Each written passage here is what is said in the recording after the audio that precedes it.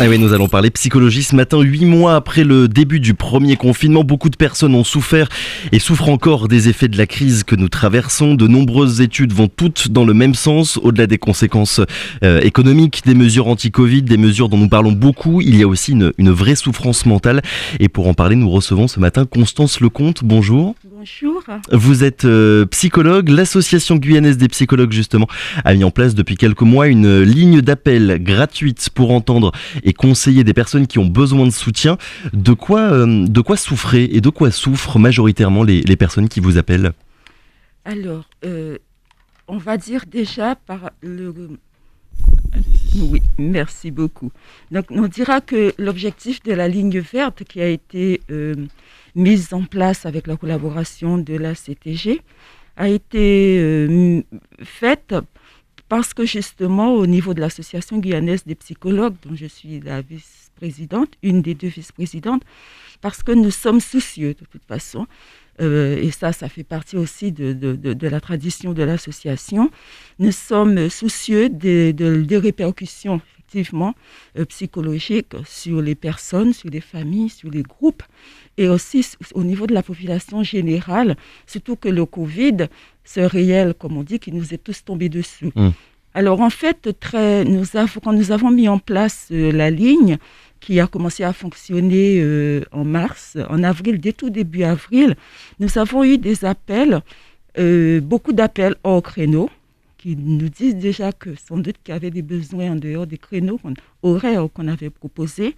Et la majorité, en gros, des appels, si on peut résumer les problématiques, ce qui nous a été donné à entendre, à écouter, concernait des phénomènes anxieux, beaucoup d'anxiété, beaucoup de souffrances liées au fait non seulement de ce virus inconnu, inédit, qui fait des dégâts, mais qu'on ne voit pas, et aussi sur les répercussions sur la famille, des personnes directement touchées parfois, ou alors les proches touchés. C'est pas que de l'anxiété et du stress pour soi, c'est aussi pour les autres. Oh oui, beaucoup.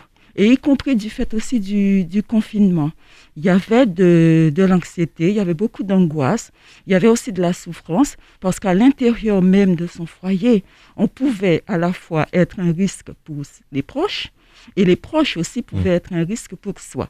Donc on voit que même quand on était dans la maison, le virus, en tout cas l'impact du virus était présent.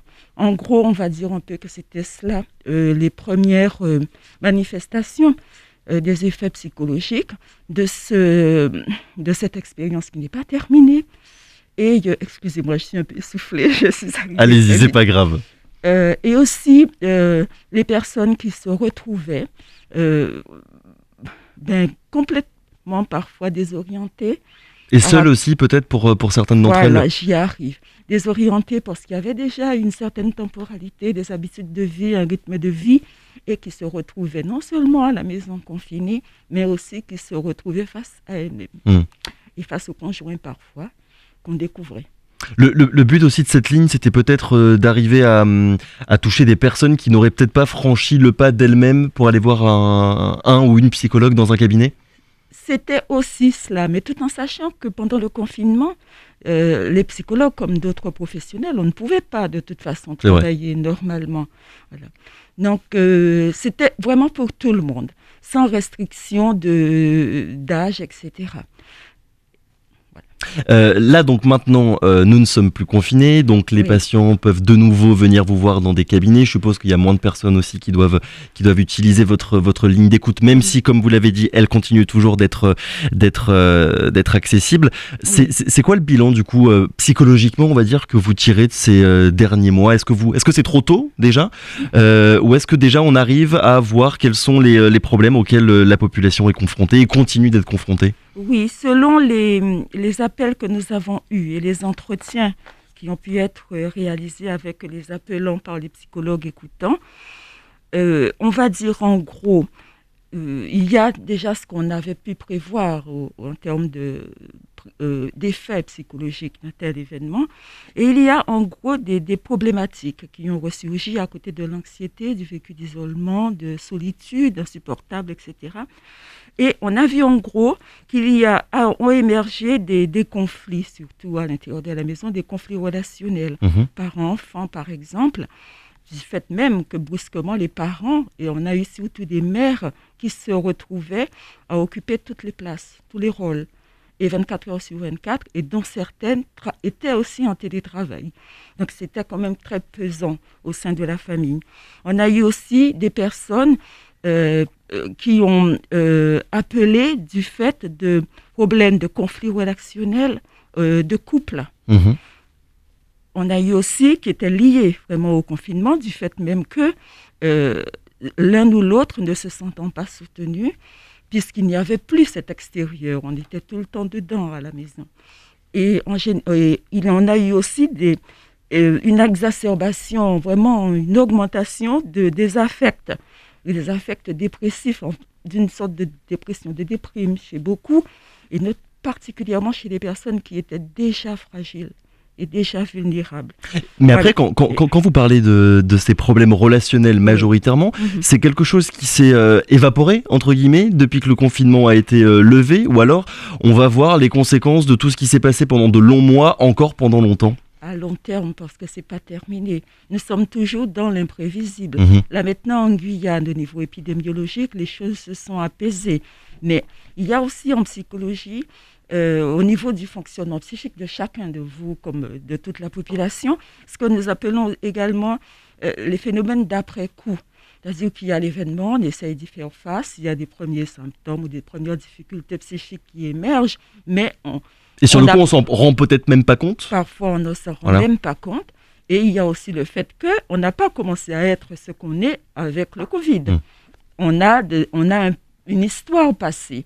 Et il va suffire après, par exemple, là maintenant, là, c'est pas via la ligne verte, mais dans le cadre de mon activité professionnelle, il arrive de rencontrer des personnes dans l'après-coup qui sont directement concernées par le Covid, du fait même que dans leur entourage, proche ou un petit peu plus éloigné, parfois au sein même de la famille, il y a eu au moins une personne concernée et parfois un décès, voire même plusieurs décès. Vous nous avez parlé il y a quelques minutes du cas notamment des mères de famille qui avaient été touchées par cette crise sanitaire. Est-ce qu'il y a d'autres profils, certains profils plus que d'autres, qui sont et qui ont été plus vulnérables face à la crise qu'on a traversée et qu'on continue de traverser? Oui, nous continuons à affiner notre analyse. Mais ce que nous avons constaté, c'est que ce qui était vraiment transversal dans les difficultés qui ont émergé de ce que les personnes ont pu verbaliser, c'est que les personnes, presque toutes, avaient déjà un facteur de vulnérabilité. Voilà. Donc pas seulement dans la fonction parentale. J'ai parlé tout à l'heure aussi de couple, au niveau de relations de couple. Si le couple battait déjà un petit peu de l'aile, le confinement évidemment n'a pas arrangé les choses. Voilà, et si nous-mêmes, psychologiquement, on était un petit peu faibles, ça n'a pas arrangé. Il y a résurgence. Et si le couple aussi, même si le couple était dans un équilibre de vie sans difficulté, mais du fait même de se retrouver face à l'autre tout le temps, sans aucun intermédiaire, donc il y a comme ça des zones de susceptibilité, des zones de fragilité qui ont émergé. Et il y a aussi le fait que, même si on n'était pas trop mal, il y a aussi le fait que, du fait de ce virus lui-même, donc il y a pu avoir aussi émergence de certaines fragilités personnelles qui n'auraient sans doute pas émergé s'il n'y avait pas eu le Covid. Entre le mois d'avril, date à laquelle la ligne téléphonique a été lancée, et le début du mois de juillet, donc cet été, vous avez reçu environ 200 appels. Seulement, j'ai envie de dire 200 appels, ça représente entre 2 et 3 personnes par jour. Comment est-ce que vous expliquez ça? Comment est-ce que vous expliquez ce nombre si faible de personnes qui sont entrées en contact avec vous? Il y a plusieurs explications, en tout cas là où nous en sommes de nos analyses. On a déjà la question du créneau horaire, parce qu'il y a eu pas mal d'appels qui ont lieu en dehors des créneaux horaires. C'est principalement en début de matinée et en soirée. D'accord. D'une manière générale, on sait déjà que sur le plan psychologique, ce sont des périodes où sensible pour l'émergence de l'angoisse. Après une nuit où on est tout seul, etc., etc. Ou alors, c'est la fin de la journée, une période un petit peu régressive, et il y a des choses, des difficultés qui peuvent remonter. Il y a aussi le fait que on ne doit pas oublier qu'en Guyane, il y a également un réseau familial et relationnel qui est important. Donc, les personnes ont pu aussi y trouver des ressources. Appeler des proches, des amis, de la famille, pas nécessairement un psychologue. Il ne faut pas négliger cela.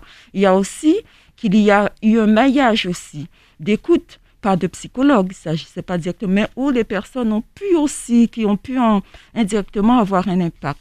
À côté de cela, nous nous sommes aperçus également que comme nous avons en complémentarité mené 2 actions, il y avait directement la ligne d'écoute et appuyé sur la ligne d'écoute, nous avons eu le soutien des médias. Donc, nous sommes là aujourd'hui avec vous.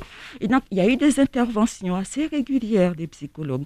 Et on s'est rendu compte que ces interventions ont eu un effet indirect, psychologique, sur beaucoup de personnes et qui après n'ont pas éprouvé de besoin d'appeler la ligne verte. Donc la ligne verte a été un outil finalement parmi d'autres pendant ce confinement.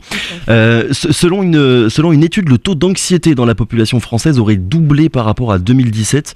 La consommation d'anxiolytiques également est en hausse. Est-ce que c'est quelque chose que vous constatez aussi localement en Guyane ? Oui. L'anxiété générale de la population et pas forcément individuellement des personnes dans leur coin qui sont un petit peu plus anxieuses que d'habitude. Oui, tout à fait. On l'observe et qu'on résume généralement en disant que la population devient de plus en plus fragile. Mais cela dit, on ne doit pas non plus oublier que tout le monde ne prend pas d'anxiolytiques. Nous savons qu'ici également, il y a un panel de... On connaît des choses qui peuvent apaiser, etc., etc. Cette transmission orale et familiale qui se fait à travers la connaissance de certaines essences de plantes, etc. Et il y a aussi d'autres environnements qui peuvent aussi aider les personnes, les soutenir directement ou indirectement à travers d'autres activités, etc. Et il y a le fait aussi que autour de l'anxiété, autour de préoccupations particulières, on peut également, surtout si on a un bon étayage autour de soi, on peut retrouver et utiliser sa propre créativité aussi, pour aussi s'occuper de soi. Ouais. Dernière question, Madame Lecomte. Pour l'instant, heureusement, comme vous l'avez dit, la situation en Guyane s'est améliorée par rapport à l'Hexagone surtout. Oui. Est-ce que si on venait, nous aussi, malheureusement, à être reconfinés, il n'y aurait pas quelque part une résilience, un effet d'habitude et les choses seraient plus simples à vivre cette fois-ci qu'il y a quelques mois ? Nous serions habitués quelque part, non ? Non, je ne dis pas. Non.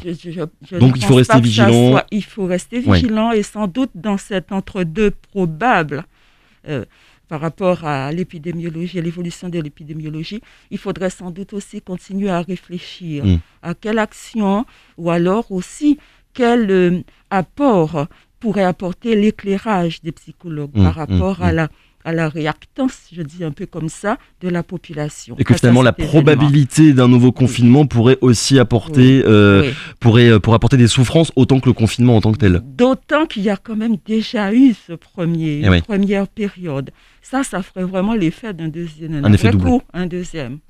On va juste terminer en rappelant peut-être à nos auditeurs le numéro que vous avez mis en place. Oui. On peut vous appeler au 0800 444 973 tous les jeudis maintenant, de 18 à 20h. Tous les jeudis de 18 à 20h. Eh bien écoutez, merci beaucoup en tout cas Madame Lecomte d'avoir été notre invitée ce matin pour parler donc de psychologie de manière générale et plus particulièrement de ce numéro vert que vous avez mis en place pour aider les Guyanaises et Guyanais qui ont besoin de parler. Merci beaucoup.